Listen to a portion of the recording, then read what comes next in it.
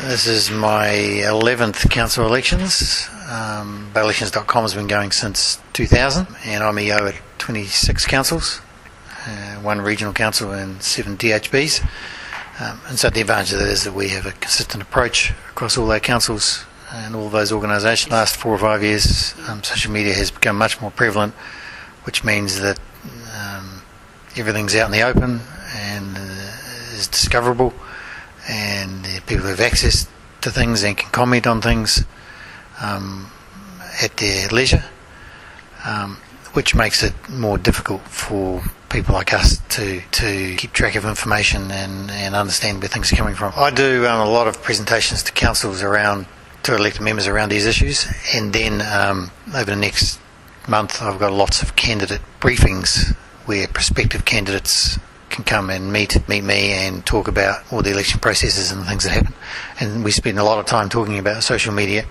The thing about social media is for people to be aware of their social media presence and to think about where those links go and understand the implications of that and what their presence is, and bear that in mind when they're doing campaigning. There really aren't any penalties under the Act for social media, but there are protocols in place for maintaining a level playing field in an election, which is why we talk about candidates not linking to council's social media channels, because the moment you do that, you're using a council resource, and under the protocols you can't use a council resource, council logo, council branding in candidates' campaigning material.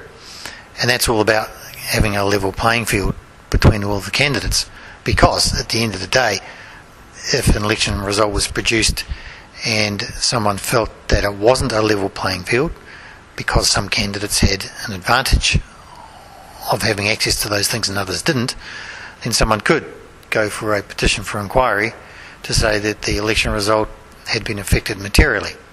Now, quite a hard test to prove, but there is always the perception that an election has to be a level playing field of everyone, and this is one way to make sure that happens. Appeals go to a district court judge. Application to a district court judge called a petition for inquiry, and a judge will look at that application and determine whether he believes the election result had been materially affected or not, and if it has, then may determine that another election needs to happen. I'm probably doing good 10 to 12 hours at the moment, but it's about keeping a balance and looking after yourself, so I've got to take those things into account.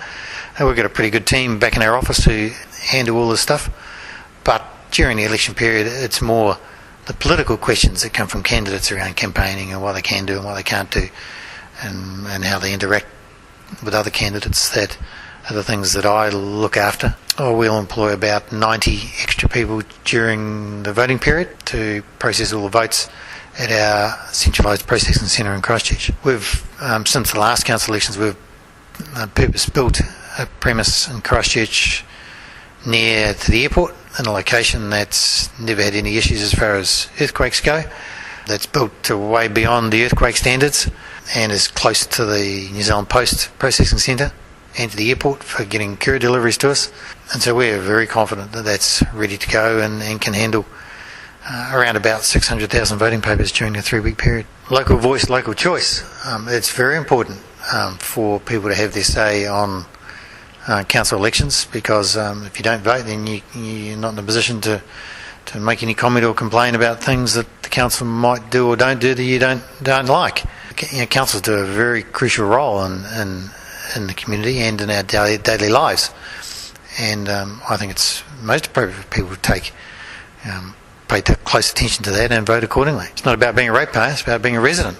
As a resident, you're touched by council every day when you turn on your water and flush the loo and drive on the roads and deal with parking, go for a boardwalk or a bike ride. All that stuff is managed by the council.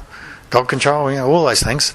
Just because you're a ratepayer is not the issue, it's because you're a resident. There are lots of opportunities in social media to find out about the candidates and use social media to raise awareness of the election process. Local Government New Zealand, for example, are doing a voter encouragement campaign, and they're using social media extensively to raise the profile of council elections in that demographic, and generates some interest for those people to vote. Yeah, our deadline for close of voting is 12 noon on Saturday the 8th of October. Counting, I expect we'll have a result by 2 o'clock that day. That'll be a progress result because there'll be some voting papers that are still in transit to our processing centre, but it'll be a 97-98%, and so that should be, there shouldn't be much change from that point in time. And so that result will get released and the world will find out and move on. Doing lots of other elections other than the councils, the district health boards and the regional councils, and some of those are STV elections, and so there's a lot more work involved in processing STV results and checking and reconciling those. So we're pretty busy, and we probably won't finish till midnight on the day. I'm back on the Sunday checking out preliminary results, making sure that all those voting papers that come in on the day are processed and reconciled and checked and then included in the results.